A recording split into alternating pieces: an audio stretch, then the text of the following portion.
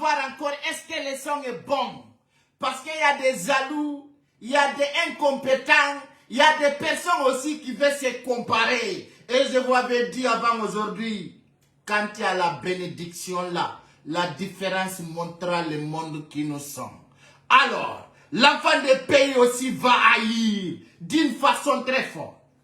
Monsieur on melandal de misal minion, milandi kesidon et jam nokukala ka wontir don e ka jodor don. Ala wela ta force mo yida ma fiyo yide. Haray hande kadi e yiti di teddungal e mara dun no yutiri bawo men ay den andi ko en tawbe lamu ko en bi lamu tobe. Haray musibe an kwati kontao yadu ko sabu, mala sabu jiba mone. J'espère que le son est bon hein. Si tu as dit son nom, je veux que les vrais compatriotes, les vrais abonnés Superfan le confirment.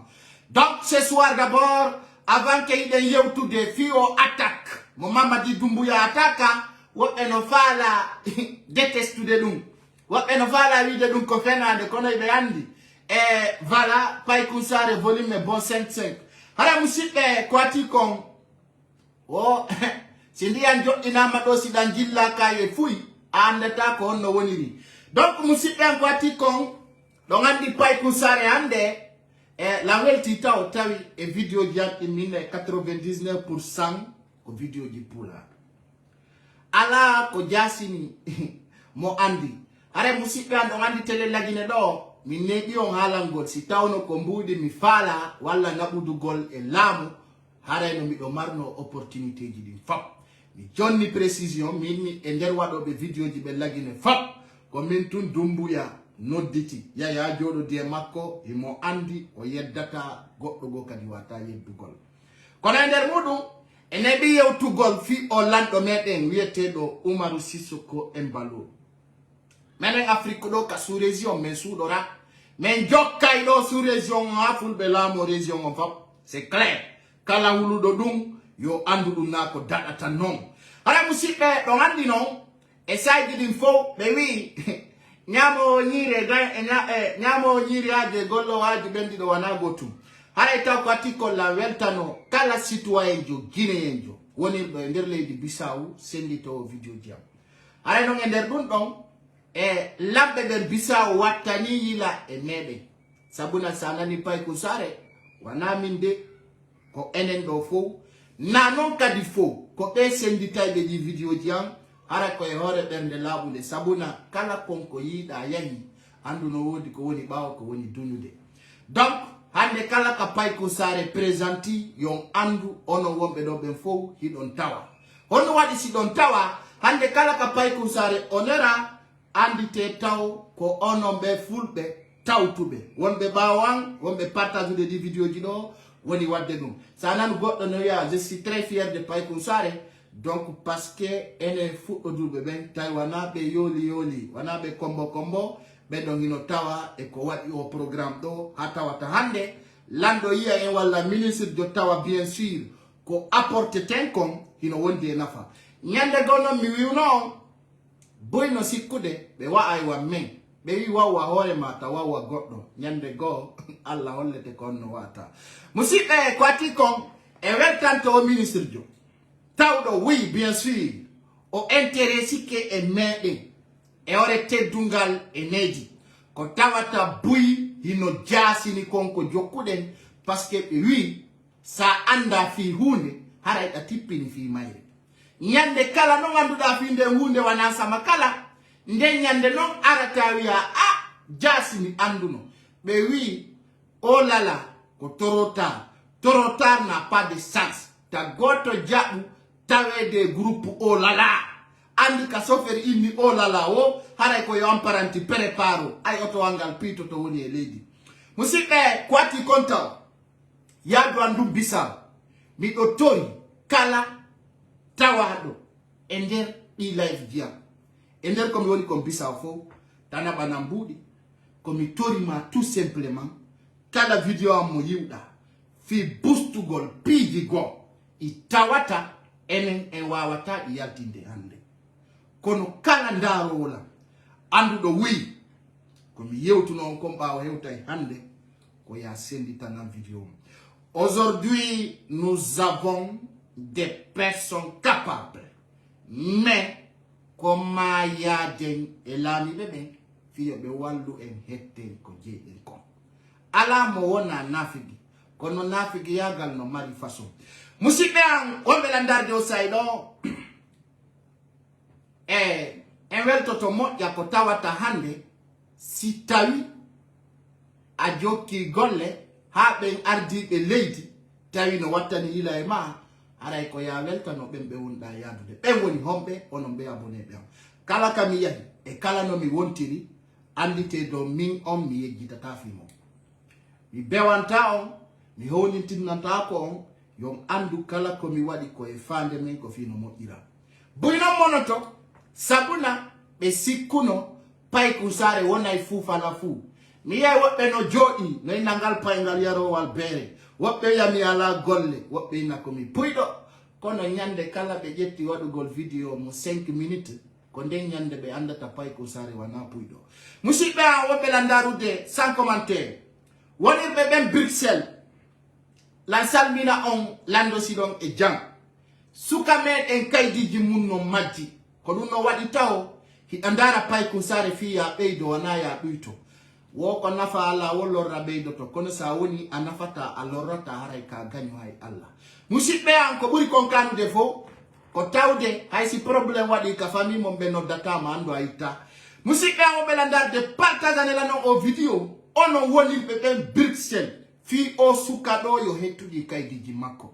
Sabuna mi nani ɓe wiya ay mi yahali wosi kaydiri ma majji leyɗe porto ɗum no waya sinene ma e baben ma feƴƴini anen klende ber ko yitere udditoto on bo onon suka ɗo min andano kaydiji makko ɗin majjiri mi tefiri hunde fiita arka social media kono ay ko ɗo jamma on andila ko ɗo mi wawata yaltinde kaydiji makko ɗin no gasa e nder darawɓe ɗo ɓen woday anduɗo mo walla anduɗo sabbujo makko mi lando on en weɗitay kaydiji makko ɗin ay on andamu ka en yaltinay tum photo makko ndaren si woday anduɗo mo télé Bruxelles ɗo ato en feƴƴude ko woni kon arde Bissaw ko hon ɗum e mum waweten waɗugol hara ɓe addani en kaydiji makko ko woni ɓawɗi kaydiji ɗo mi darata o kaydiji ɗin hiɓe addi ko wiyete kon woko ƴettirte ko métro mi anda ko ɗum e ton ɓe addi noon kartije ɗo buyahoje 1 2 3 4 5 6 hino ɗo 8 carte ko ɓe addi tawi nder ton kadi hino ton caabije ɗiɗi ɓe wi kadi ka nder kalpe makko ton haɗi hino nder ton 20 mi anda siko 25 €. Joni taw ono woni ɓe ɓen Bruxelles ono wonɓe ɓen Bruxelles lantori on taw yo ndaru si tawi woday anduɗo o suka ɗo kaydiji makko majji woni ko hocca abonejo am hocciɗi woni no faala yo jommum hettu hara o sonjaki si tawi non wonɗo Bruxelles ino sutila no andi o awa kaydiji makko ɗin photo on tum mi yaltini kaydiji o ɗo ɗin himo wiye Ibrahima ka kaydiji makko mo inne Ibrahima donc kala anduɗo mo tawi no andi oui bien sûr no andi mo walla kanko tigi so wiyay no mi dara tangal payngal ay nyandego ko ɗum hatta mi bulo ka jama on en anda sakko landoɗen avis makko haray ko photo makko ni oɗo kaydiji mum no majji e nder capital Bruxelles musidɗo men pullo kadi hocci haray noon o holli si tawi o yii o photo o walla o live ɗo walla sabujo makko yo andu kaydiji makko ɗin e paykun sare no andi jogitiɗo ɗi en waway jonnugol numéro on ka o wawata hettugol kaydiji makko ɗin hara o sonjaki si tawi noon no wodi anduɗo mo ɗo mi sikki photo no laaɓi ka photo no laaɓi ay kala ko feƴƴi ɗo ka pasan ɗo mi sippirimata fi goɗɗo donc jama minna sen yaltinali papier ji makko ɗin haray noon yo andu do kaydiji makko ɗin hoccama haray noon hoccuɗo on kadi no dilan o wi mo faalamo jonnutugol e hoore jang e kisiye donc kala anduɗo mo e nder Bruxelles walla kala anduɗo mo haray watta ɓe am noddugol lan e hatta mi jonna noon numéro hoccuɗo on ko fi e waway noddude ɗo hoccuɗo on déjà e ato en feƴƴude noddemmo ɗo o wawa seeditagol ko honto hocciɗi kaydiji nder Bruxelles e fiyon wawa famude si tawi o ƴetti voilà très bien Allah yo ƴettu ɗo wawen mo landitagol ko honno hocciri ɗi kaydiji ko honto hocciɗi ayno ɗon andi voilà ko noon ɗo wawata yarugol donc kala anduɗo mo tawi no wawi en wallugol no hettira kaydiji makko ɗin je li connais taw innude hiɗon andimo hara on anda kadi donc ko ɗum ɗon woni moƴƴa si tawiɗa andi anduɗomo walla tawi do hiɗon andimo kaydiji ɗin koye nder Bruxelles woni ko majjiraɗi e mo wawi ɗi kadi hettugol très simple s'il s'appelle Ibrahima Balde c'est mon oncle awa mi doka kaydiri makko ko Ibrahima wiyete ko ɗum ɗon tun mi yiɗo e ndi kaydiri ɗo wana carte d'identité ko Ibrahima tun windiɗo Ibrahima simple donc Balde on ɗum ɗon mi anda kono noon kala anduɗo no andimo e hinomo ɗo no laaɓi pos kaydiji makko ɗi majjirmo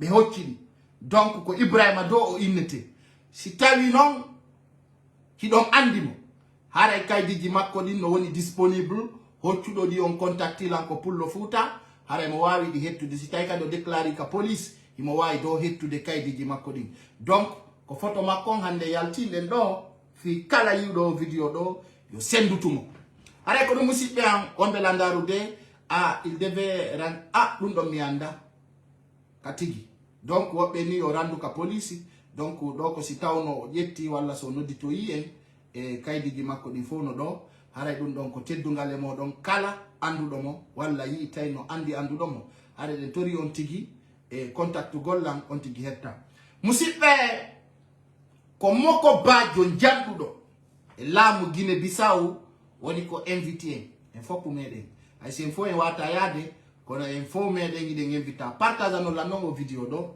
moƴƴa moƴƴa mi holla on mo tawɗo kadi ko neɗɗo andaɗo e leydi Guinée Bissau ndi mi holla on mo ɗo fi on wawi yiwugol famon wana sama kala woni ko fokkitana Bissau donc je vais montrer cela et fi on wawi famude ande kadi en hewti nokkugo ko ɗum en wawata wolude ko woni o donc voilà aray ko teddugal e mon hittugal e moɗon donc ko ministre d'intérieur on woni ko invité en Bissau donc no wodi piji buy i tawata iɗen duwa participugol nder ton aray ko o Moko Baɗo woni ko nodditi en hino sati kadi ka yiiden e président Guinée Bissau donc andi noon si nelal an yottike ton haray ko fino laamoren menen birdi ala de ko wowlangol ɓe rayton taɓe okkore mbuuɗi taɓe fando en otoje taɓe holtin en conci enen ko landiɗen ɓe ay ko kamɓe laami ɗon yoɓe wallu en hetten gonga min kam ko e ley ngol konngol won en yaade na sama kala de min kala ka sama kala woni e mamaya tawaka ko yawgol yewtam ay himo gayna voilà on yi min ande kadi mi falaka yi koye feleke je veux pas ça je travaille avec des hommes capables ɓe wi sa ƴakka e bare ƴakku faydu haray en yahay yiden e makko wallito ɗemmo ko faala kon enen kadi o walla en ko faala ɗen ko enen noon ko faala ɗen woni kene woni gundo woniri ni enen ko faala ɗen ko yo sellu laamu sama kala lay nder ɗum hiɗen toriɓe ballal sen yahi kadi koye hoore ɗum wonɗen ɓe yahangol enen en yaha toon fiyo ɓe hokku en otoje en yaha toon fiyo ɓe fando en mbuuɗi fuu si mankirayi fuu foppu no timmani en ko yaaten wo hande ko gañan gana yo ɓe wallu en enen kadi hetten ka leydi men laamu ɗen mi sikki ɗon haray no laaɓi poy haray eɗen yahude wallitoɓe kala ko gayneten ko neɗɗo noon kadi laaɓa ɓernde ɗum ɗon Bissau fappu no andi ko neɗɗo laaɓuɗo ɓernde yiɗuɗo leñol mum wallitotoɗo yimɓe mum donc jama on Bissau ɗo fof koy no andi jarani ɗo commenta donc iɗon andi fop sina huɗaɓe foppu no wonanimo e nder Bissau kadi hiɗen tawa ka tawata population Bissau no wattani yila e meɗen donc dum ko effort jandudo nyande mera mina yon partage do si konko sama kala ko puissance mondiale woni ko pay ko sare woni découvre gon yimbe be bisa fo no suti ko labu do berde ko moko bajo walli to todo leydi ndi donc e foppu yo andu minna faire prel walla duma yo wandu en ko fala den ko ay himo gayna weltano den do non parce que min non ko on fort ko be wondi kadi e président Oumaro Sissoko Embalo donc dunga la découvrir secret ala ndeddo menen secret ala gade secret la nino la vine secret wopi 2020 do hande kadi ko woni woko terate min ko yawtu ko ando wo secret ala secret yo fe secret muna menen do kadi yon andu ala no wadi banque men ande blogger ko yiti blogger busu wacoto do be yidata e opérateur jo économique be yidata e ministre jo be yidata e lando donc ko yon andu hidon wondi e pay ko sare ko puissance mondiale et puis en talete wono be sabu apullo lamu ara na wundu ko to donc ka sous région do fono andi ko do wadi si minnion boyno ton hibe kirdami parce que be humpitaki katigi ko fewni ko donc hare lantori Bissau fop wonu golbaw makko wakilo e jokken lawidi yade e mo famodire tay suudo de mo suudi goddo no jomba bengu mo suudo ha anana yimbe benena waden sekere waden gundo du foko bepal sa jombi bengu ma addi mo ka suudu ko yawon ka bawrido suudda bawo ton si bengu ma ari hare ko yo dabbiti awronka awa kala ka yidon ko be ni ko sekere ko gundo ko bepal kala ko woni wikulo laba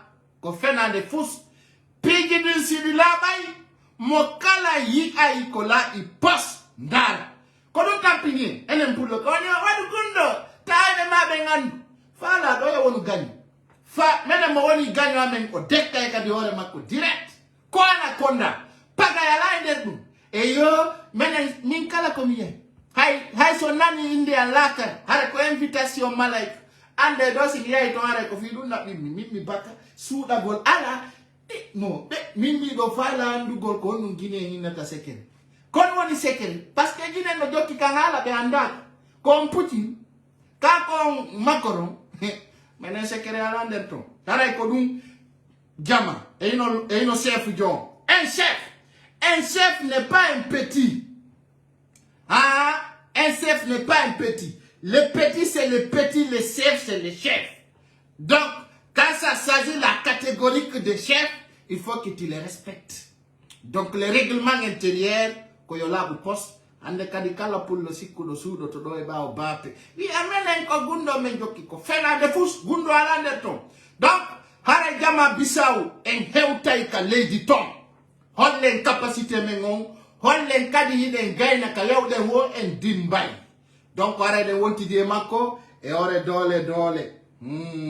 Ino jama kono ko andi ngolo hare wana birdi nani hare kono lati net hino lati ha fewi fen hare mede ngarde nder Bissau arga kadi emen adora kadi kodum partene seye nabora ko gayneten kon o anda kadi wala ko pay kusare ni de wondi jama on hare kodum musid wosi alla kadi ma o tampini ma mi to maygol kono si alla liga ni ma jangata hino hare dum ko teddungal jama Bissau yimbe am fulbe parce que be wi kala dampu do lenel mun ko hudado mi wi fulbe futa mi do tori on jeji on wallita golla walle ngo tawata kadi mardo gido Gine Bissau hare ko yo ngandintin mo paygal ngal à partir de samedi are mo nder saare ndin kadi are mo kala ko yo jettu téléphone mun ko wona très attention wona prêt bien entendu wona prêt wonu gol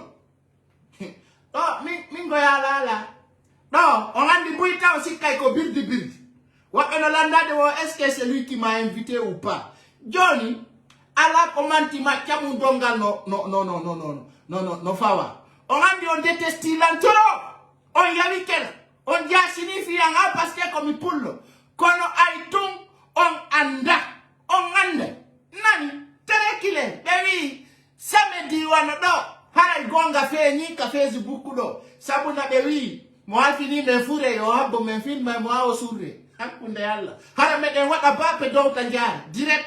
Bewi kala ko pay kusare wolido. Minne bata. Ko tere kale. Andi on detestila nga ono wibe no jangi ben. Ono ngi don fami. Nge ko pay kusare woni balare de jangande. Mandu. Ah baba. Hara ko dun jama. La bay poi. What be you na kan ko ka la ay post. Très fort. Ko wadi si mi on lion. Mi on la do video makko goto pet. Ndaro.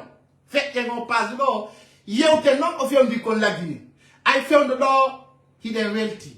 Hi komitori yalla ko yalla dandu fewndo do mayde e nawnare. Min niyo. Sanzaide haray prepare moja.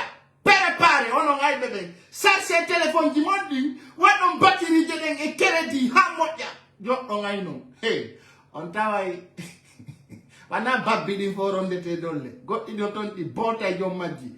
Donc hara ndara mo do taw wana birdi ko neddo yida do mardo yimbe. Kono ay tum on dari o tawi gikke respect ko marani kompay kusare jama makko o invite la miya ya mi yewta andon kadi mi yewti kala ko wadi ton ko suudi hara wana minni foppu yalta do laba non post itti kaminati bisawani yalti iri he itti padu ngae montorum ko dum benata itti nyuku ngae kullu foppu laba na yondo kala ko e suudi de dalla wadu barke mu laba na post hi suudo tako fos rien absolument min ganda min sirbe lagine no dala ina men golludu min nabi gollano wala min la musiko wuya ngolli data siko fenande jokkude yewata yadude kon go yutini parce que an anda valera anda de la nyande ko na anda valera sila do ala ni no jaja may modi mu yo sedo mi aram jomba may ala anda donc ay no do dare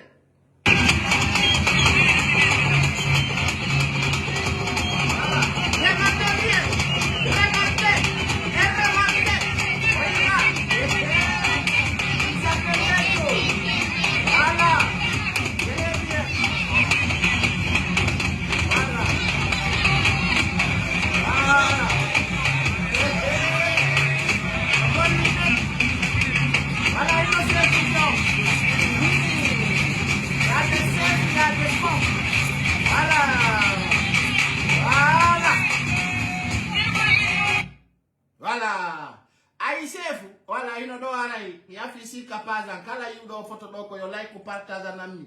Fiyo jama burtu humpita gol ko fewndi ko kale di mede. Musike e weltanike ministre d'intérieur on beccio a kande netto meden gido pay kunsare ko gido monson bonnali.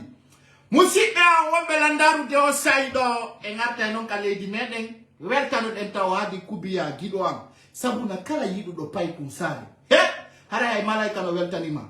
Donc do mini on ko jango tuluti jango ko juma so yala do en direct wata on sayting hara on habboto e samedi bimbilaw wala à partir de 11h-13h on y a direct wala bungal post si Allah lando jadi. Donc hino no 2000 personnes wombe landarude mi do tori on sendu to golo video ate non lagine musibbe an wombe landarude pay kunsare wala tako anda si Allah lando on jadi. Bewi kala nyamowo landam falja kono ko sitai ko fetudo hara musibe suka bebe ata kuno Cortez Mamadi Doumbouya on koko labi post henti tanka di gadi do makko yete don cobra o reconisi wi ko gonga men atakama e weltanto de payle kasari hara ko ender dun don Bala Samura intervene bien entendu Bala Samura o wonano ka mouvement yaw golka start parce que ande Mamadi Doumbouya odo e ngandi ko opportuniste oyi ko be gen jama fenande fus Mamadi Doumbouya woni ko huwi gine yimbe ande icon hewtitina Senegal depuis hanki adi bayo dun don kadi hoti Paul Pogba en andano hari on ko wado campagne pouvoir parce que Paul Pogba ko tindina woni wowlude be do fo ko mbudi yoba fi yobe am malgré ta crise carburant non der ton kan der leydi ton be no ngar be don labani ginembe be wana Mamadi Doumbouya be ari darugol ko Paul Pogba e garampe parce que ça ndari leydi di ndare taw mama ya wingi e fari e garampe ni kono jama yi dun don on fami kadi Johnny non, je vais vous dire, chers Guinéens, chers compatriotes. Wadi landiti mesiko gonga Mamadi Doumbouya atakama. Bien sûr, atakama. Suite du Guinée, pour dire de puissance. En Guinée, mais oui, Cortés Mamadi Doumbouya atakama. Quand on a les sondiers, il va besoin dans ta connexion par semaine 185 000. Et dans la Guinée, ben donc au pays Kounsare, on ko Jordani, Kalako Ogeri, et Hatito et contre Dizay. Sinon, Maniti, mais oui ou non, wana Mamadi Doumbouya ka Judith de Bambetou. Ni yanti, ni oui, mi yati, mini Mamadi Doumbouya fait lama. Kono fala no ben démenti sur de BH et Hershien. Ko ene woni équipe pays Kounsare. Partagez la vidéo. Hankino. Mamadi Doumbouya arata na kadi imprécise taka wadi don ha eya esiba benjen be wala be yimbe wonno be telendo kabato katani Mamadi Doumbouya ne get nos journalistes Juma FM bien entendu et Guinée News et notre libui be bangintini de be attaque no Mamadi Doumbouya ko gendarme be woni ko distribue gaz lacrymogène fil light to go be sukade ko ender dun don bala samura nodda parce que tawno ko gendarmerie wondon hamdallah buri batta goldo bien entendu buri batta goldo jonno arrivé Mamadi Doumbouya je vais montrer des vidéos il était venu paniquer dans le stade sondari taw no Mamadi Doumbouya gati non ka le stade taw on taway ko neddo huldo hay antel radar arde jogiti des antel radar parce que quand on dit il me fixe drone du dos tellement qu'il a peur parce que mon andi hande au sous sa type de koingal mako et leur commune de Ratoman très clair au sous sa no fide au sous sa no diale Mamadi Doumbouya n'ose pas de prendre son pied marcher dans la commune de Ratoman c'est clair nous wana samakala so wadi dum on akayake en sorni ndira mo vrai parce que ande kadi o li en o hesata en andinamo en hulano en achamo bien entendu dans quel motif Bala Samura nodita nderdo mi on la ndota vidéo katawata ko Bala Samura dogi ko dunga Bala Samura kana figiru angran billah wallahi si Allah rena na mere Allah jawni de jite ma wadi de wa jite toti Bala Samura no wodi pidi da doit intervenir kono ay tunga wi ankadi da wa bandi guinéen kanota da hoti te présente comme un colossar ça fait pitié yon la des images katawata Bala Samura ona erebe watiri mo bawo ko dum ando ton taw ndare photo ji di fop sur présence de Bala Samura ala katawata Bala Samura o watira ka bawo pourtant Bala Samura était mieux placé que Amara Kamara hande tawata Bala Samura si Mamadi Doumbouya no arde ko bawo be wattirtam il se présente là-bas comme un colossar hala kay ndi yonni ni wadi ni no yurnia Bala il faut réfléchir hein? C'est tellement monté ok on va s'en aller dans l'épreuve suivant chers Guinéens chers compatriotes. L'enfant des pays débarque encore avec des preuves. Je vais vous montrer ce programme que vous allez suivre. Très fort et très sincère. Donc, soyez prudents et attentivement pour regarder cette vidéo qui montre déjà Mamadi Doumbouya et son arrivée. Mamadi Doumbouya, les Toyota Lander. Minni auto angal wana blende. Mi do andi no. Wana vrai blende o jogiti hay gemere lapido ngal fusay Mamadi Doumbouya be attaque mo be wadi changement de voiture kay wata kander pale alka ka auto wal bale walo woni kon nun tippini mo kala wal gawni mo kander zar de combat pour quelle raison Mamadi Doumbouya si don watani là il tremble même ka jogiti teni makondon ka be wadi don ye dare tout tellement qu'il a peur il regarde gauche à droite il avait peur. Tellement peur. Il a profité de bons moments pour sortir dans le stade. Je vais vous montrer d'abord l'andité comment Mamadi Doumbouya est sorti dans le stade et dans quel moyen. C'est l'andité de l'ongé d'Odon.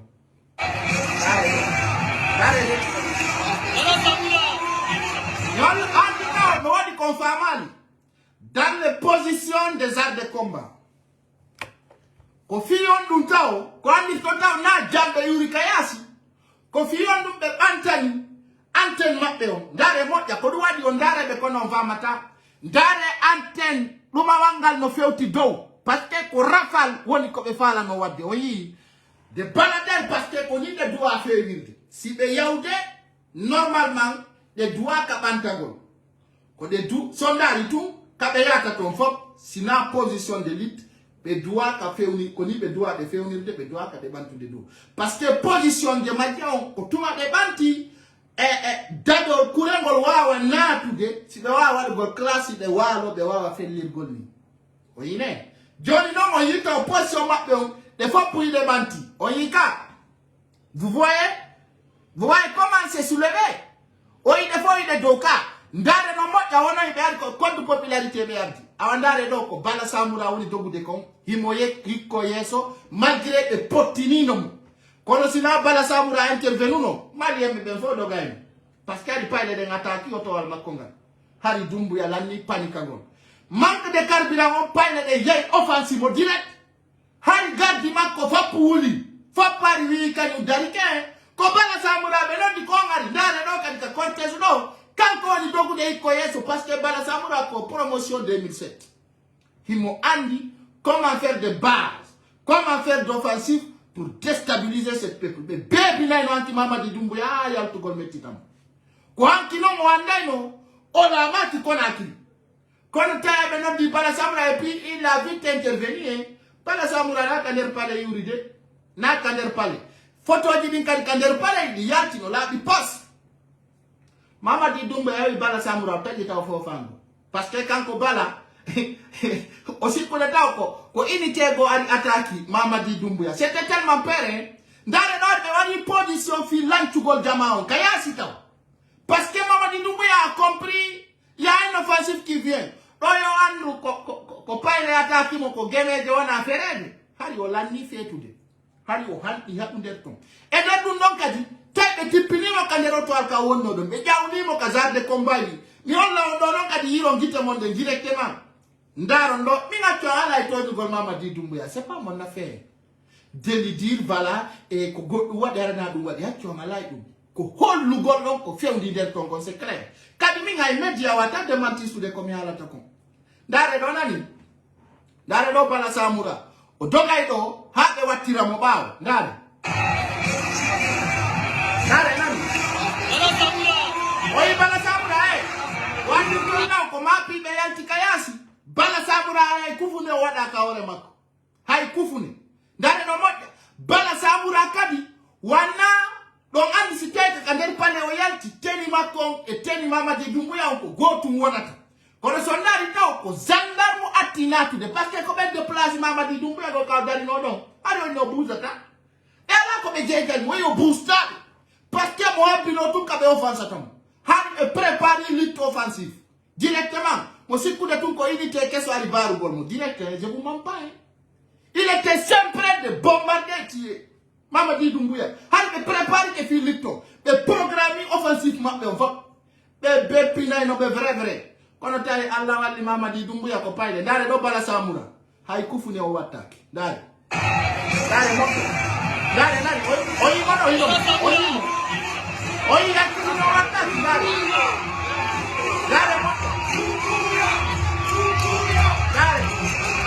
aha jama landi tanela non Doumbouya fi wondu bedo fo mobi kawre auto waldo pour quelle raison ane be andi komi wi Mamadi Doumbouya yo tipo yore ngaloto depuis nyando jetila mungu kono wadi hande ko yata des militaires no jay kawre zar de combat waldo pour quelle raison ko jettu gol photo et vole de ngandi tout récemment là Mamadi Doumbouya ne fait pas cela. Si tawno ko jambe yuruno abenati nano Mamadi Doumbouya wengete no. Ndare moja et dans ces images, je vais vous montrer des antennes. Ndare no no mo wadi sakwa do ko militaire be bendara talam. Hara na paile de. Hara c'est des hommes qui connaissent les stratégies d'offensive. L'antenne what on der do. Ngonda yo image tawata. Ido ndar de kono nganda. Ko wadi hande kadi mi wi Sri Lanka de studio ando mi da to sokundara. Parce que ça n'a rien à voir. Fait on donne Mamadi Doumbouya là catégoriquement père. Père, tellement père. Dare mo kanani. Dare dono. Dare. Oyi kadara. Dare kade stratégie du mapbin dans les plans offensifs. Si on darude no Mamadi Doumbouya entourira no hidoreni Lex 8 twalba makogaka. Pourquoi cette Lex 8 est là?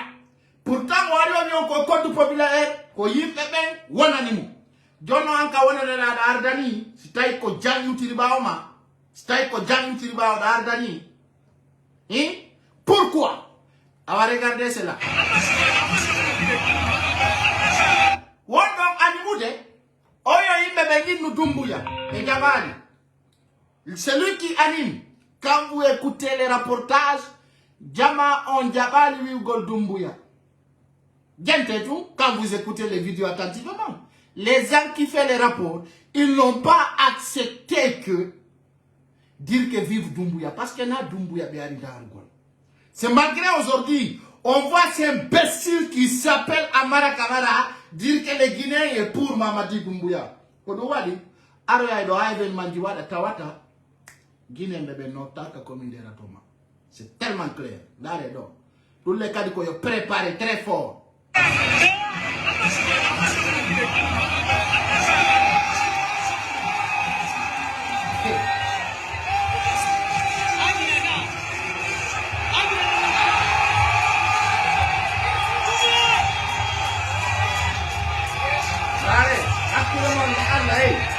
Hey,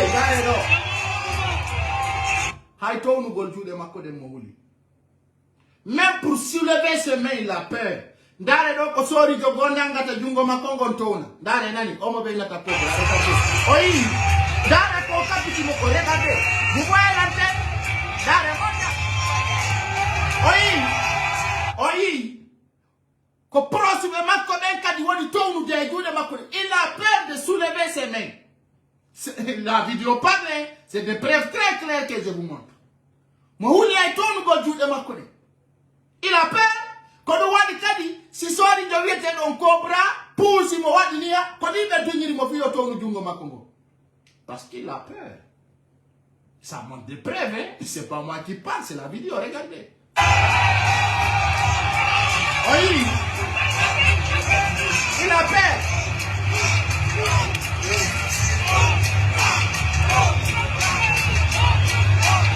Si tu as une en full de fop, Doumbouya natai ender stade hara ko wiete ko Doumbouya radar communication o wawata nanugol ko ho ha wobbe ko Doumbouya zéro woni wolde netto. C'est très clair. Hey, quand je me suis positionné pour montrer des preuves sur Doumbouya o wawata yeddude. Et même les gens qui essaient de détester ils ne pourront pas. Parce que les stratégies, ça fait longtemps que je connais l'homme. Il ne peut pas. Allons seulement. Le pouvoir, petit. Le pouvoir, c'est autre chose.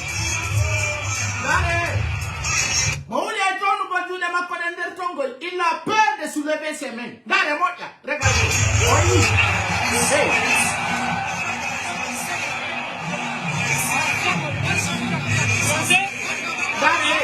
Il a peur. Il a peur.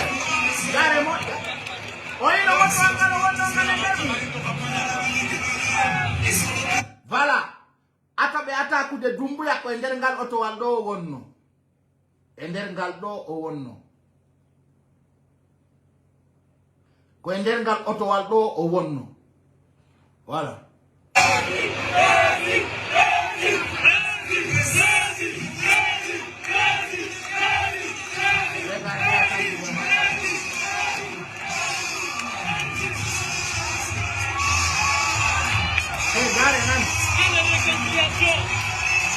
Quelle réconciliation!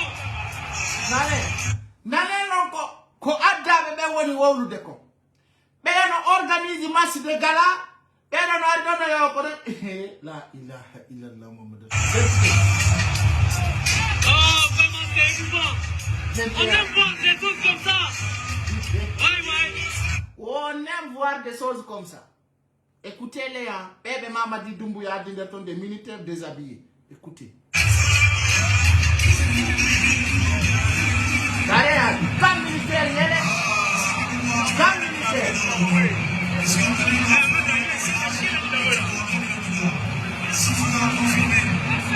Allez, comme militaire.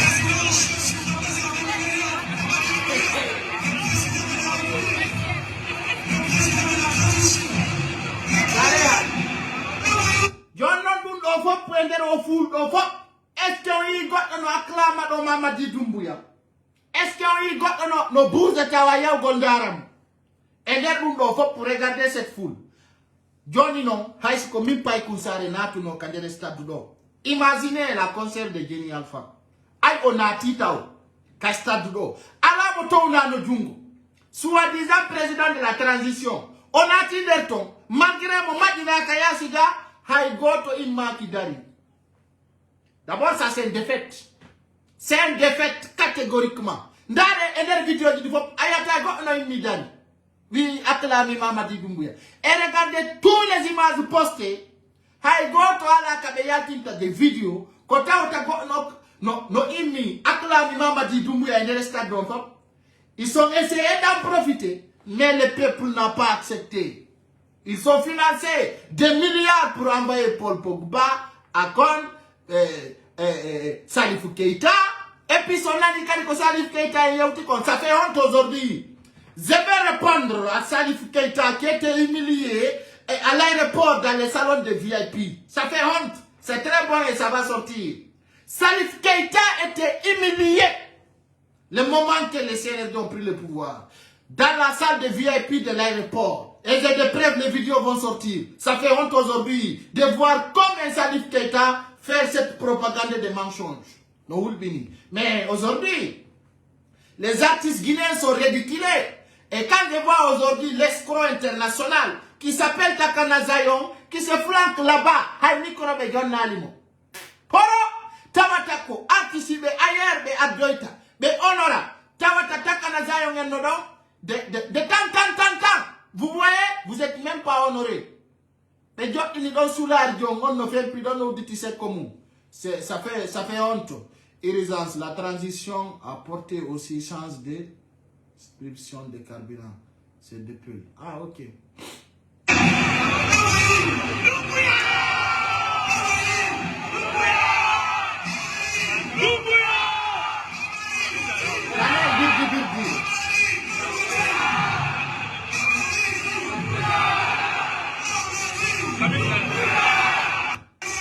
Eh non. Il doit occuper, non, s'il vous plaît. Mais il a occupé.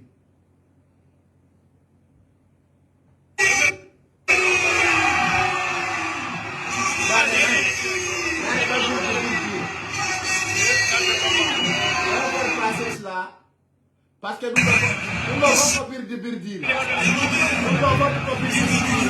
Maintenant, je vais montrer quelque part aussi. Tellement qu'ils sont peur. Ndarondo, Nobé Dogirde, Fio Mamadi Doumbouya Djodoyo. Regardez cela, cette vidéo, qui vont vous montrer les stratégies. Mamadi Doumbouya a été attaqué de haut et il a peur. Regardez, Donald. Regardez, regardez. Hey, on y va. Regardez, ça c'est les soldats qui ont filmé. Regardez.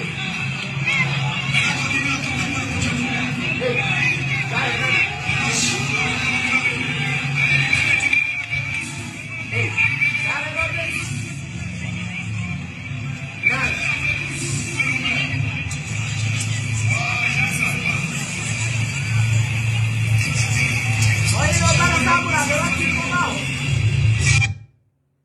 Vous voyez comment ils sont en train de courir? C'est très clair. Mais on avait des gens. Parce que ce n'était pas prévenu. Mamadi Doumbouya va venir.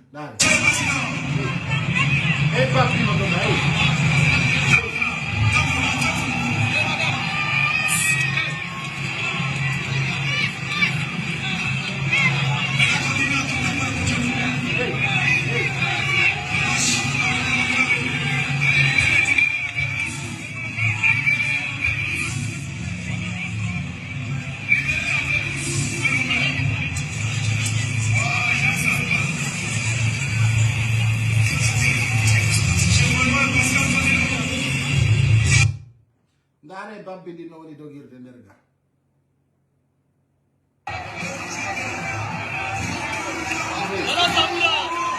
Ça, je vais vous montrer déjà. Attendez, il y a une autre encore que je dois vous montrer. Là où il rentre, là où il doit se flanquer. Regardez, c'est là.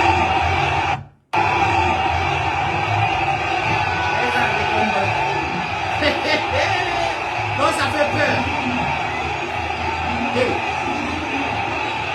C'est tellement peureux. Ces jeunes-là, c'est un peureux. Mamadi Doumbouya. Ça montre beaucoup de stratégies qu'ils cherchent à intimider les Guinéens. Et les Lundo non kadifop. No di Guinéens et Dogoubé. Yahi Lundo sans se rendre compte. John non tao anduta kodo konjelo Guinéen. Konjelo perdinana. Fiyo bedo am. Malgré katawata. Jama on no tampi. No leti. Oyi ko be en profiti do kon. E wadu gole wale fenande e Guinéen bebe. Kodo wadi. Hande kadi kala katawata. Ender la Guinée. En jonna une stratégie très franche. Kala kotawata ko CNRD intervene. Woni événement. Woni mouvement. Yo population on boycott tout. Mais pour quelle raison aujourd'hui kotawata Guinée bebe no humpa? Parce qu'aujourd'hui, quand on a mara camara woni mantorde. Aux femmes na Guinée bebe. Mamadi Doumbouya no wanana. Ok.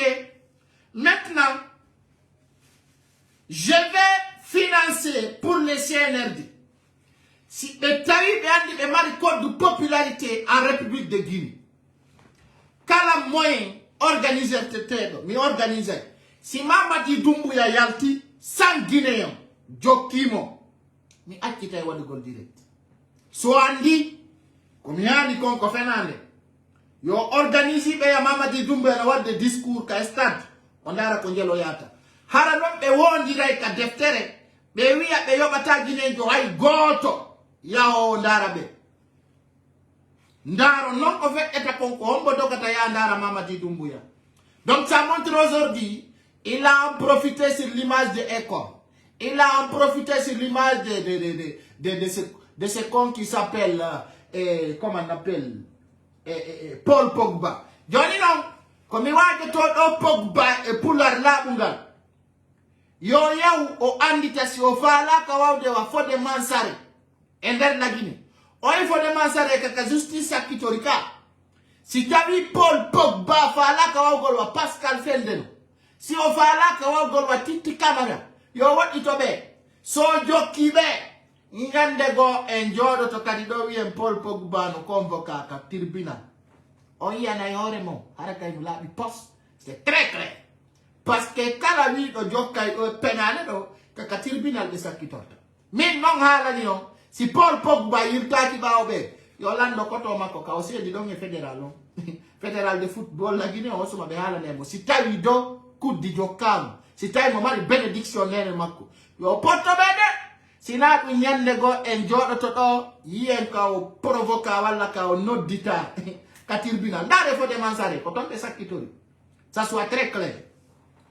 Musikda on belandar de osiaido no woniri non eno labiri post suite ila Guinée di holliri Mamadi Doumbouya ataka no cortège makko wakapew ko pew makko kadi anki be wopimo iti non o wattana ila ndemo yalta o yi ero ko ndare do ko Africa Guinée woni ko bangiri dum do goddo capture ya danila hino ko labi post gardi rapproché be makko ben sediti men ataka ma amin noddi bala samura yo war wandi to men sukabe la Guinée wamelandar de osaido watile wonon très fort comme no wado dani lando ah hara ko alini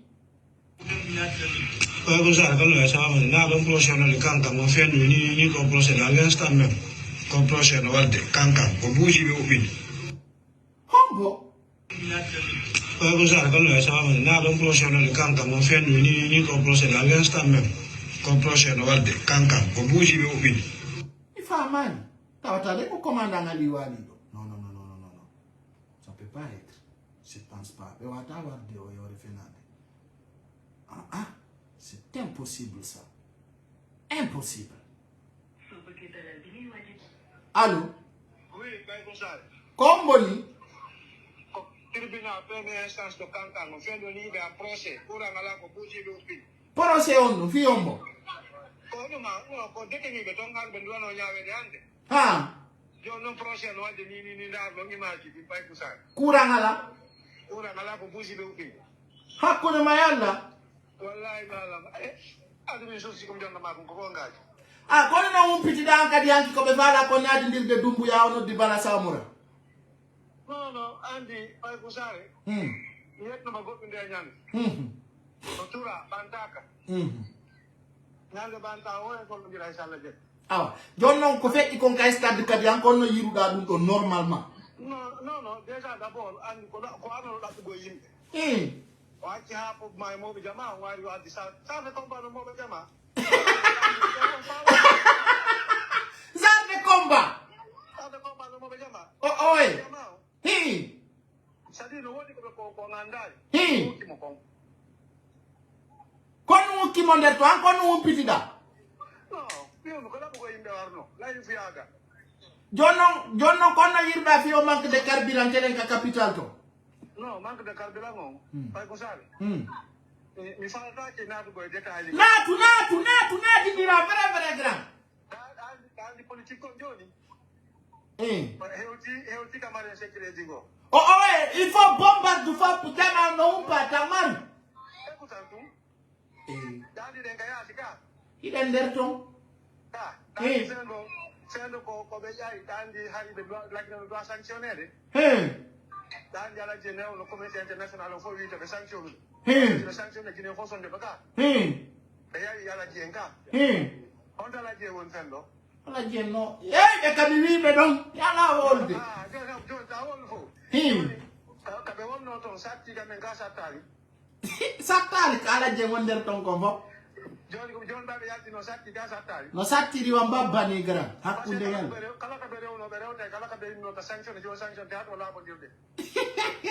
Joni no mi ida o mori konde nyati gimaro winda ni presidentiel dele no di maro ko yo jettata.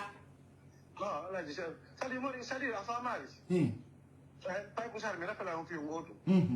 Di alpha kon der ga pouvoir ko kon le woni ka ministère de décentralisation. On poste donc. Yete la ko ministre jo hombo ko lu ko hombo no harna ke te kondejo. Ko Ibrahima Konde. Ko Mori Konde. Na ko kameti wono lo on poste donc. Anota ko.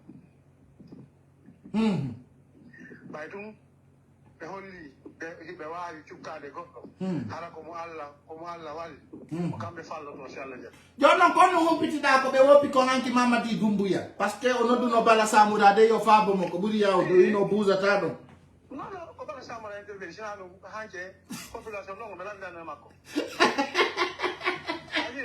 oyo met ko buri la kirdo o transférer ma ala vidéo aux arts de combat no voilà no go to Bible side not hand malona I on clamo be do be do be di comme o si ko nyaara da be do ben ko 200 personnes 300 personnes do ata warde no ko nata ma do ala be sa kala ko bay tum bon men na do pingo to andi no wodi film kay na no do ko dia a déjà quitté l'Afrique Il a déjà quitté la Guinée. Bobo la mano. Gra. E joni no e bireti wala tini ni 5000 francs guinéen. Kono umpiti da ka famille di derto. Si tai alla wadi. Come woli ko gonga kalbira ngon reportage ama hande. Tu hara sava na ko don wonde hakku taw. So na do bireti ayaya ngaw 15000. 20000 la Guinée si sede. Kono mi woy be jasu de kabe wada réserve carburant. Mi ko lagi tum na nyiri ko. Lagi de tum na nyiri kam. Mi anda o be prepare de o ko be na da carburant. Lagi de tum na nyiri ko. Ay helsi ni sa na ngodi impi tay ko sa. Ah, no debe woy be prepare de ni o ko be na da carburant derto. O réserve di. Ti fa la be réserve hono ti de pay ko sa. Be non de ala gisel be tu bana la gisel. Ah, joni non premier ministre on holli do o kanko imo noddi di présidentiel lu dale yo be autour di table minani non sel lu balde ni dum watta no premier ministre on vetti ko ni lan d'accord on a ko condition message mo wolio parce que quand la gisel réclame adu go CEDEAO Union africaine Union européenne Nations unies et G5 on a fait des négociations on l'entend dimi d'accord non garantie garantie ala donc ni mo kon de profiter du non ni le do ko futi no ko la ni ko lu futi no dina be pale on ala gisel le bi no ta ko dum no si dia woli ke tigiro no ta ko FNDC no ta ko Aliuba no ta ko lana no ta ko mama Lucilla ko no ta ko ba uri no indi kanyum noto no ba uri no greda no na me no ta ka parce que quand on descend deu no ta ka ba uri ni wasen dale yurmi moy situation mo encore no yurmi no nini o ka ko yurmi ko sel dale yurma ta ko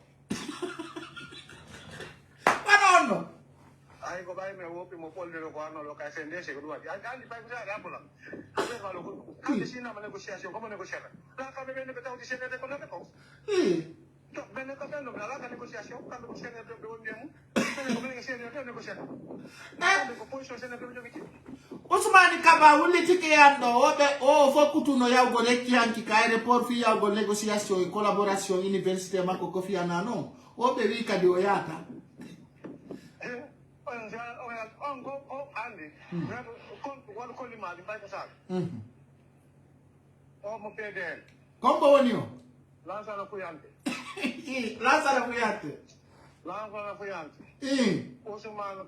Usmani kaba Baour Omara l'ancien premier ministre d'Addison ce sont les plus grands escrocs de la Guinée. Andi hanki ngula kana ko ate fokk no ka négociation sokola mo ton Eral Matara dan be no sokola mo ton n'a pas besoin de lui be mo dum o fokk no FNDC bi non na sokola mo ton o fokk no sokola ka di ma mo o wala no ya de tonde imam ka de represent be jabano be no soari be yata tax Atino, mi wari yude ala gisali ukamara suwa dizam premier imam Faisal an kadumbu yeye wo mo fitta pani. Premier no? Suwa dizam premier imam. Premier imam gal be makare on premier imam. Ati be dampion non kadine. No, ça dit ko penale makore nge politique position mako wali ha ko population dampimo. Hawle gal jon so o woli o me ay ko mo lo ko jon yenori mo ka. Passi wa fewa John non de nyande mi nan njati gi man no da espace FM o reconnaître ta audio di makoni no reko somo fala no da ki audio di satiro idi jeedi di yalta ma yalta la gine mi do njati gi man no mawla dolo ki onno idi amino ngi mo wada ton na fi yagal tona dolo garange mi hersan mo billahi wallahi taala garange mo tona dolo ke o ya wada ni Inni la ilaha illallah Muhammad Rasulullah sallallahu alaihi wasallam. Na adus man gawa. Ya? Fi lu ko la giseli. Ba no ko min ma ko kay tun kala no accibe. Kambe be el minuto place la giseli lombe ko ma kala ko ko lu mun ko ndo. Karam billahi hakundani Allah mi hensani kani mo wada dum. J'étais honte total. Billahi wallahi taala. Mi jodi do mi hensani Usmani gawa. Billahi wallahi. C'est un grand escroc. Il a déçu tout le monde, il a déçu toute la jeunesse. Ouais. Voilà. C'était une référence, quoi. Bon, merci beaucoup, grand, de m'avoir montré ces preuves. Ouais. Ah, tout à l'heure. Arrête, dans notre deal, Bissau, le ministre de l'Intérieur m'a invité un temps, et samedi, il est marié meeting de Djandou de Nderngabou. On est là. Ah. Merci beaucoup. Okay. Jama on nani haray ko kankan wonde e hollirayta ko woni ko feƴƴude kankan e jama yiya non ɗo hoore mum he di leydi men no hawni dey hakkunde Allah anki dombo ya wuɗuno mo nodduno Allah ari no yaari ndare hakkunde mo ngi Allah musidɓe golle Ousmane Gawale maccuɗo joni ko ñobbowo dolokkeji hey hey o woni boydijo o woni boydi e jama ndare hey towni tana goɗɗo dolokke fiita ɓe ittumo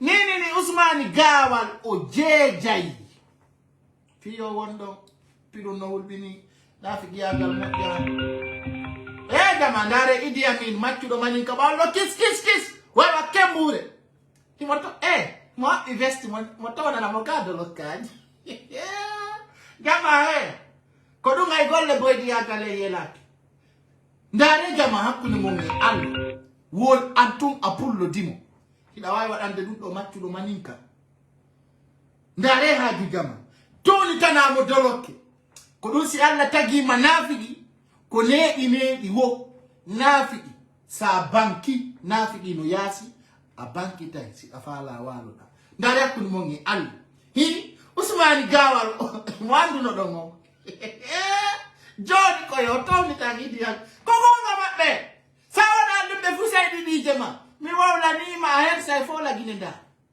Gawa her sa ɓurataɗo wono o ko ministre d'habitat tawata joni golle makko ɗen ko yawgol towni tana ministre jo dolokke ɓe fotamo kadi ɓe posta quelle humiliation ka woni ɓengu makko ko andarantama so wattike sino laba hi ka ɓengu makko ko a woni ɓengu makko no Gawal a hersinila Gawal kam jooɗi ɗon miɗo hersanma ko mi yi ɗum ɗon simi wonni on Ousmane Gawal wattori jama ni hakkenna ko paniki ala woɓe fiddi nani garami ɗo e direct nani s'il vous plaît hakke ɓuttina noon laway simi wonni on Ousmane Gawal wattori hande hay o wawani barayide chemise makko tellement que himo maapi o profondeur o wa tan détruire mission diamen ɗi simi wonni on photo Ousmane Gawal chemise mo watti o nder ton o barayaki quand vous voyez ça ko ɗum simi naafiɗi moƴƴa ono bette Idi Amin kañum no watti baseru moƴƴuro moye a ɓurɓe woɓɓe nder ton fof ko ɗum ɓe no yawi pullo ano fala yaɓude par ce que ɓe no ƴetten esclave na mere ɓe ɓiɓɓe ɓe fof no inna pullo ko maccu mais quelle honte poro ko ɗum goɗɗo siko beperi goɗɗo siko dappa goɗɗo siko fenandejo no a ndara tawa no yurmi holla on ɗo dare ko hulɗa ko gaddaɗata hande ɓe ko kulo sarɓe ni jama mi holla on ɗo ndare hakkunde mon e Allah ayɗo aray buyyal ɗum ɗo ndare chemise makko regardez o yahi o barayaki ndare ɗo ndare chemise o nder ndare pantalon on no froissé yahi o feppa ndare o yii regardez bien remarquez hay pantalon on no froissé ndare moƴƴa feppa o yii oɗo no yaha tawa Idi Amin ina no rectifide habillement makko ndare ɗo Ousmane Gawal regardez ndare de hay chemise makko regila ndare moƴƴa wono ko ministre joni hay o tuma o watti o yalti o ye ereji ɗi ndare haji chemise no furwasi barayaki no watti wa kulo sa pantalon no furwasi ndare hay veste on no furwasi mais c'est grave e parfum mum fure parce que Ousmane Gawal ko parfum bismillah o parfoto o yaw mo rectifide habillement Idi Amin mo kirɗamo taw ko ɗum woni kisa waɗu naafigiyagal mangal kono ɗo nayi ittete ɗo tare haaju jama wonko ministre simple ganjamaniru hay sino watti ko ɗum ala ko darata Ousmane Gawal tawa ko correct kala ka ndaariɗamo a tawi ko ɗon fi makko ɓuri waylitagol ko ɗon fi makko ɓuri contre tournugol ndare ɗo mi toñamo yo don dara photo moja nakanemo. Regardez l'habillement. Dare tout bambalega.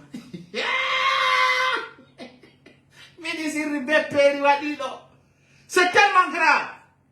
Tellement grave. L'habillement n'est pas correct.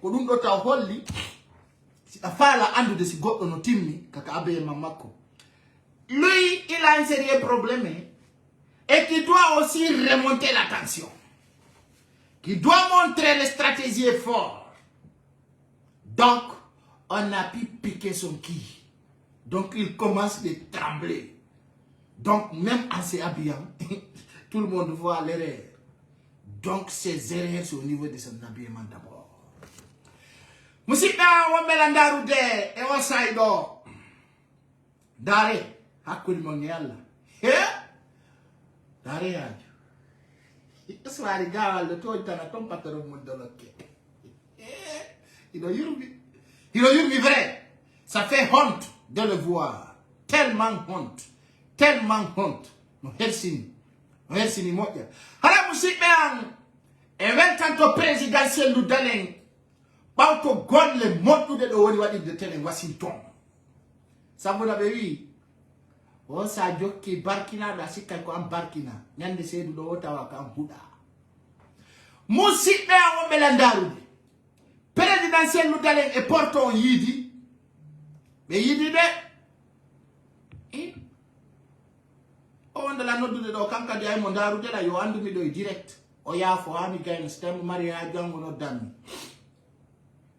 ara taw grand akir mi tampingol lam fi yalla nani ta fala kam bulo kama sa no dicido to mi bulo kete woni direct ara ande kay no wata la no dutude parce que no do buy be ara de commenta do be yenna mi bulo katabe ko sabon dum wana o mo kaydi gi mum majji do no gasara be nginditibe ko ay be angara be andio be wa mo noddude be hollamu ko dum hatta mi bulo ka wobbe go sina dum kala de kondo mi de ko na direct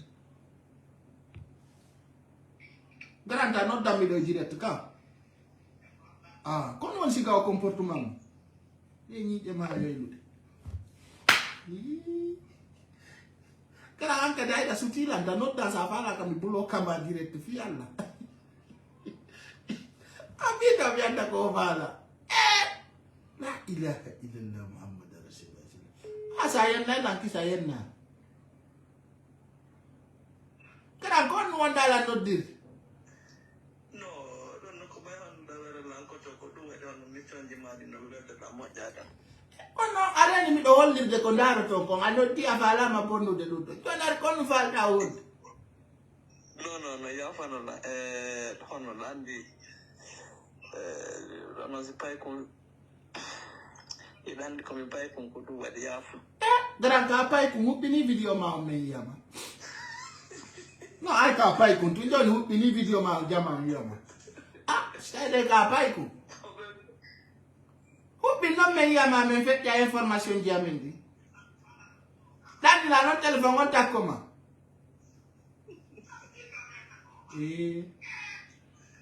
Kadang awalnya kami mah kong kaya mi fiet.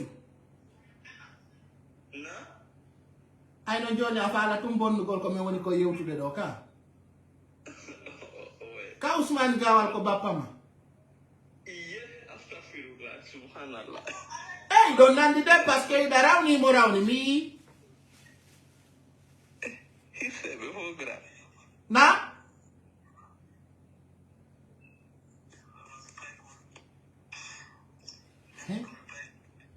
What be yala no yidi la nga kono sibe no dila mi anda sibe hulaila esta yu ko ndu wa ka kon nu ngare so no dila he mi hul bidanke no way wold o gra ke wonno de no ko pay ko mi mo yila mo andi ga o pay ko donc siga men ko yeta ko pay ko ndum ko kono fi ira tum fo no reni ka gite men ko ki kalaji kornude akke to ni gol pay ko wala ko nga tuto ni ndir gol ka haramu sibe présidentiel lu dalen o yi ko ni nabane Ousmane Gawal o foto do andino mo ko ni veste watorte a watoto hamo e gasta ko correct aw mi wala mon goddo présidentiel lu dalen da dimbude ni la ilaha illallah Muhammad Rasulullah sallallahu alaihi wasallam présidentiel lu dalen sa andi ni capacité ma o ni puissance mo jogi ti daw non hakkunde ngi Allah dare nani ko dum mi yidi min ko dum mi yidi o présidentiel lu dalen wadu dum ay si awadde dum hare fendo do suban way on tiki sino ka Z8 hare no jodi min numa ko beta ko kilas business hakkunde Allah parce que c'est très fort quand les envoie ça oh hey ko dum présidentiel lu dalen ko be lam mintama ay no be wala be ko be nanata si be ya sinyu kaydi fop si sa nini ko be woni no de wasel lu dalen yeyta la gine awadou ko adu me yeyta lendi fop si tan hala oui donc c'est ça à bas les amis derrière du diamant présidentiel lu dalen continue à marcher avec les Allah ay sa ya biebe ajuma putai ko be si ka be lambini Alpha Condé ko lutti combat to fo ko birdi ay ko depi jokkuda dum do si do wattani la jama min goddu ngala ko no kala kam yaali so yaali stratégie ngon tawano laati poste parce que mi do andi konto la Guinée yanti haya nana journaliste jogono no film FM Milano Benena Cellou Dalein ne doit pas parler en langue pulaar. Cellou Dalein doit s'exprimer en anglais ou en français. Quand on a demandé qu'on poule. John Nondo, quand on est con yude, ha, on est qui français ou l'anglais. Parce que hande, quand on a pas comme un président Cellou Dalein ou Yago, hari bébé na tout, il n'a qu'à faire un huis-clos. Président Cellou Dalein yal prédou. Il nous gol gundo, kari, tel que vous faites celle-là. What du fulla grand. Mais anda a kon no sori o mulira ko fin karni si ko be bondira o no wadi karate. Si ko ndira ma be bondir te vrai. Donc eto don kadi yi don e Joe Biden. De nyande non. Joe Biden wola hunde wotere pet ko non tumi landi kadi Joe Biden hunde wotere pet. Ko yo wi utum mi ko soutenu président Cellou Dalein. Dum do dum. Ta wi Paul wala Pierre. Ko yo wi utum arai africain. Mais andi tinio mi do soutenu président Cellou Dalein. On tout men fala yo. Si Joe Biden wa yi nan de kangala don o wawli dum do yalti film kono. O tele wondo America to e kono be nata o fukordo en ko nanan tinti ka ko honno mi anda. Ay min tele dum mi darta moja. Donc si président Cellou Dalein etike don ha don lento diri mi do andi le fédéral di kakaraji no do ton wawbe wadde dum har na la tum. Donc très bien. Donc, président Cellou Dalein continue au procédure. Ça continue. Tête tawola fi la Guinée. Joko aduma. Joko laifuma. Mais Johnny Cellou Dalein kala ko wolte yo jam. Kala ko halete yo jam. Donc, président Cellou Dalein joko aduma. Yidu go lebe rawna gurile. Moi ni ma bela minta. Dubi sapo président Cellou Dalein ina gollude. 2010 gagnida, 2015 gagnida, 2020 gagnida, 15 ans. Mene jokuma tu mede wada hoa. Joni atu na na selection ya kala Guinée dara salamu ta. Président Mingale, c'est 1 milliard Guinée wonti ba ma malgré ko 13 millions. Porto e wonti ba ma kala moto. Alpha Condé meda gagna d'élection. Andi ko be onno wadde ko be yobbe wiya. Non! Président Cellou Dalein me wallet terto few yimbe be walli e wotama hande kadi wowlam portobe be salamike lagine wadete autoroute wadete dum e dum tabakwe fara do wi ko wodda ko nano woni jokka aduma wada birdi catégorie ta ya chat ne do soje lagine game de fala assise nationale ikanata maison blanche. De la Guinée no inna, medan fala groupe kol jamao, hina jokki ajuma. Na be ni ka exil. Joni no, ko on goddo woni ta exil. Eta on no dama wi a medan fala e wat assise national. O ife Guinée de inoka. Ka goddo no woltude be famille no le 11. Lady di tipoto, kamungu fetai, be famille no le 11. Si Cellou Dalein no taki, la Guinée tu interambulay. Honto yalti, be pale. Donc ko CNN donc hara jaman ko yo andu litime mom ko kala ka président Cellou Dalein yaltiti ko yo wado boom be ye ay ko si ludale yaltiti parce que joni si relation no ton ko yo yaltu ka public do jama o yiya si tani goddu no sumi nder ton ko yo yaltu on sikko de ko ni nani o la bani jama on presidentiel ludale nabi de konungum porto e ko yo golludu menen bale on en ciowo di ayron ki 15 ans de conséquences 15 ans de guerre 15 ans de ande kadi guerre ala nder to ko terre à terre en wattado golle modi sori on hala ko hundu ko tungi hala jinjani dum marstado hande kadi ko porto on ko be signu hala non ko to porto en ko yo wakilo net ko yo wakilo hala be wonani min do ko dum mi tori presidentiel ludale nani ko gonga yawgol yida e militangon no moddi ha weltanobe kellanabe ko gonga kono he be wi defowo e tamowo ben wana gotu do yaandi yo defowo marane wonu tun ka bernde defowo ngo bama yo nabani haray ka tigi ala hande mo anda presidentiel ludale no mari militant al hande ko yattindo e suuditido foppu no andi ala mo wona na presidentiel ludale hande presidentiel ludale wana ala sana fuyante donc c'est pas la peine de parler des militants. Yidre porto wa manaku de lagini. Hanata, yalta, tawata goto susta nyekude. Jawalo talo. Tous. Et qu'elle va condamner no yalti. Arabusi e porto no gollude. Oyi, he un novela mibe. Si mi presidentiel ludale no jodo ti e porto ara porto no ndara. Bewi si porto ndari balejo wode pigi bui konota. Donc nous avons un objectif. Très bon. Mais nous n'avons pas d'Amérique. Nous n'avons pas d'Américain. J'ai bien précisé. Mais nous avons dit oye. Et le présidentiel nous donne la maison blanche. Quand on a dit la maison pas pour ça. Mais on dit que comme nous avons d'Amérique. Kala ko wiu da si faire no di wadai. Voilà les bandes de dit. Mais le présidentiel nous donne porte et wati jodo dude. Mais n'a pas dit de message. Mais dit merci. Mimi François merci. Ala ba jono ngande hombo sodo pinka mo ino pinka be ko go to fella. La ba nani? Be do give the pinkaje sodi e mo in the pinka joni yo yebe. O nganda be ko go to otinta. Donc musibe am piji du yaay no labira. Ya no foti onno. Ala di seri fu en jalbino sal. Jalbino ala de ngada na do vocal di o de fettindi joni fettino di do edito den. Nganda non urgence, la transition peut aussi changer de description de carburant. Que comme on a donné.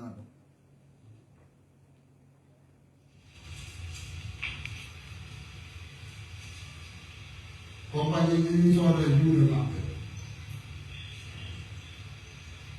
comme est-ce qu'elle doit faire passer ce vocal-là? Description de carburant, c'est de peu. Ah, donc, quand je suis en direct, alors ça a donné la monde après, c'est quoi. D'accord? Donc là, je vous rappelle, Haranini VIP carburant de Nikoni Yarude. Vous voyez cela? Carburant, mais normal, fait en dos. Les gens sont tellement fiers de vous. Donc, je sais bien, la Guinée doit savoir maintenant, on doit affronter les bandits. Donc, chers Guinéens, chers compatriotes, d'arrêt qu'on est fait que des cancans. Et regardez cela. Tellement grave. Oui, mais what de un procès. Nyawa ma joni ko busi ju ina. Au tribunal la Guinée no ulpini. Non dane lansar white udito secco. Regardez. Dare. Donc, pigi no fekk de kale di men no newori musibe a wombe landaru de. Haray la weltani kala wondo landade no ko kala ko ndari kala. Nyande tinna on jango so wawala yugol en direct. Et haray denge lawongol fi yawgol Bissau. Donc je demande toute personne qui suit cette vidéo de les partager. Donc je compte sur vous. Et franchement, quand on mi wolo rinani, haray de yaw de Bissau. Kala vidéo mo yudon ko yon sendi tange mo fi yo yewtu kaytu wal ka fokiti don. Kala wondo landaru de la weltanima la jetti fima. Haray no andir don non piji di fo gastanyande wotere. Haray ande ngar tum bangintingol ko woni ko fedde de kaleedi men. be holliri non kambe film FM o haray la Guinée négocie fiyo essence distribuer jango jondo distribuetake jango si weti en anday haray ko tori den tum population guinéen c'est d'être prudent haray bire di wal kadi e watti yeyde dum 5000 francs ko tori den alla ta kalbira ngon distribuer alla ta be nantolir hay non si nantolira ma judata parce que si nyamande jokkondiri hakkundange alla nyawlete don wattana yila nyande go haray musidda o belandarude ko wakila go kala ko jokkuda jogi to han satta ken haray non he men alfa darande ja na sama kala nani piji buino tonge ja na ko wala kon fo woni birdi haray ko observe go donc fo ja ko no fo wana go to nani donc haray ande kadi ko en goto yo alla bantu fi meden wallahi oko ya wao sawoli doka anda no wona sabuka kafusa haray ko dum jama wonbe bisaw kala fala do la yide mi accito na yo numéro wal ka wawata no dugol kala abonné ja wonde lo e der Guinée Bissau woda équipe ka aroton yiden donc hiwrondiren jondiren juude haray non e o événement wonde wadde ngabu kala kadi wonde la ndarde télé ngabu ton fala do yiwgol lan walla hayno lan walla men jonnidira jungo haray si Allahu lan don jabi sa hewti e on événement don e wawa yidugol haray ko do wel tanto den président de la république comme Umaru Sissoko Embalo chef de l'état en république de Guinée-Bissau e sabu jeli fo e ministre d'intérieur on beccio donc e kala neddo wondo ba makko wondo mo wallita gon e tawata kadi be intervenu be leader fo fino dum do yara yeso haray ko en goto kala ka wontirda si tawi hida jokki fi pay konsare présidentiel do dalen humpitida fiyan a humpitaki haray ko en goto inshallah hande iden do nyande go kadara iden nokkugo kala ko wadda ko dum wolete je vous embarrasse je vous aime bien et on se retrouvera bientôt aussi dans notre studio si Allah l'ando jabi soyez unis et forts nous vaincrons en République de Guinée le peuple va avoir le pouvoir Darourin. Bye bye.